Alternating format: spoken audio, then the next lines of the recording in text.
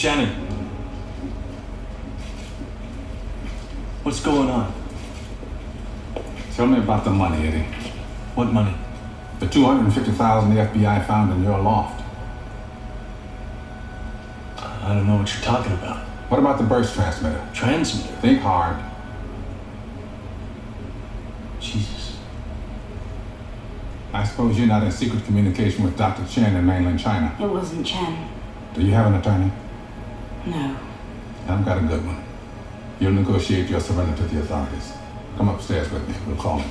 Surrender? They'll want to talk to you. I'm not going. What do you mean you're not going? We didn't do anything, Mr. Shannon. The FBI will figure that out. Someone's setting us up. I'm not going to the cops until I know more about what's going on. Eddie, you run, and you'll have every gun-carrying idiot in the country looking for you. Look, talk to this lawyer. We'll go somewhere safe, and we'll wait till you work it out. Where? Maggie's. We'll go to Maggie's. Okay. You got any money?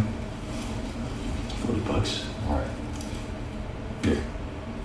Now, when you get there, stay put. Don't use the phone. I'll call you. Why is this happening, Paul? It's gonna be all right, Eddie. I promise you. Wait here 5 minutes, then leave.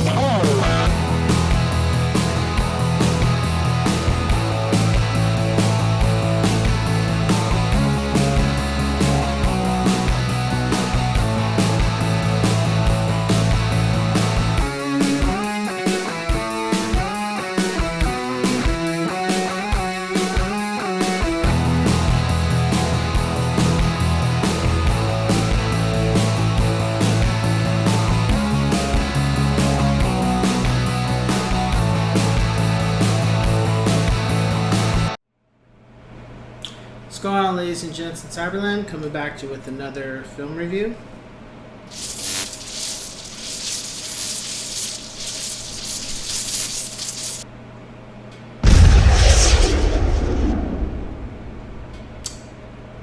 Chain Reaction.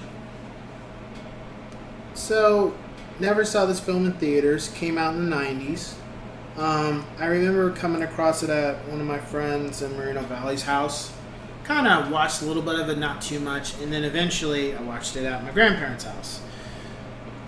But not all of it, just bits and pieces. And then it wasn't until recently that I really sat down and watched it and got a grasp of it. So the film is about Keanu Reeves, who's an engineer, and he works with a couple other scientists in there, and his mentor is building some type of machinery. But what it ends up being is a machinery that can run on clean energy, and anybody can utilize it. Meaning, you can't put a price tag on it. It's free. You know, it's like water. He made it to where energy, self-sustained energy, is like a natural resource now. The problem is, there's a lot of people in higher up areas that have a problem with that. What ends up happening is the mentor gets killed and Keanu Reeves gets framed for the explosion that decimates an entire, I would say, not city, but a certain amount of city blocks, and a bunch of people also in the process get completely wiped out in the span of like 10 seconds.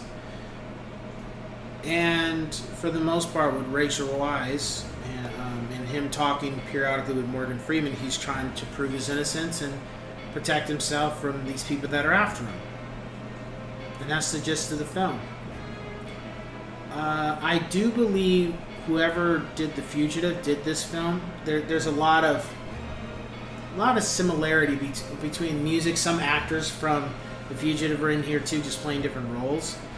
And just the camera angles and the music, and even where the filming goes, and then the time of the year it is, it all kind of feels like whoever did The Fugitive did this. It gave me those vibes, and I might be right if I look at the information.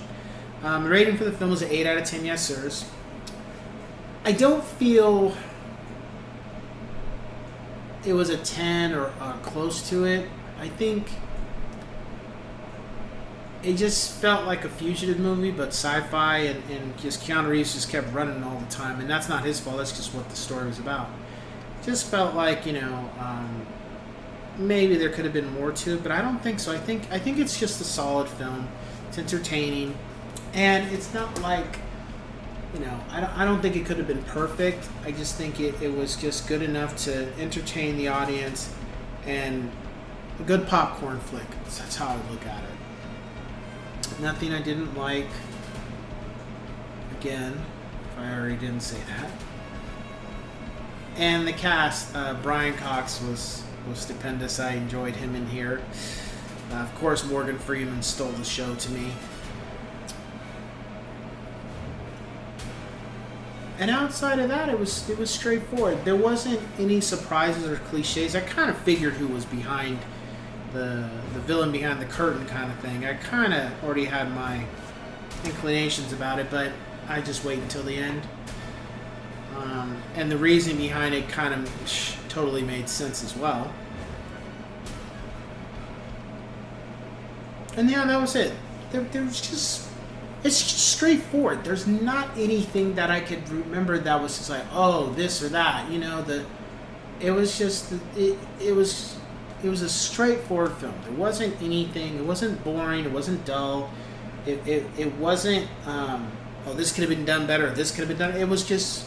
It just felt right watching it the way I did. Yeah. I would say, something you can watch with your spouse.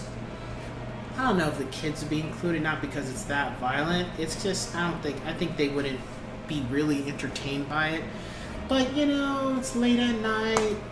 Kids are down for the counter. It's just you and your girl. It's kind of one of those films. Just like, sit back, snuggle under a blanket together, and just, watch a 2-hour film, enjoy it, and then leave it at that. Is something you can watch on a regular basis? I don't know. I don't see why not. It just depends on your taste. It's something I'll probably watch again later down the road again. But it's not something I'm gonna watch right away. But it's still a good film. Yeah. Wish I had more to say, but it's very straightforward. So with that being said, I will catch you guys on the next one. Take care.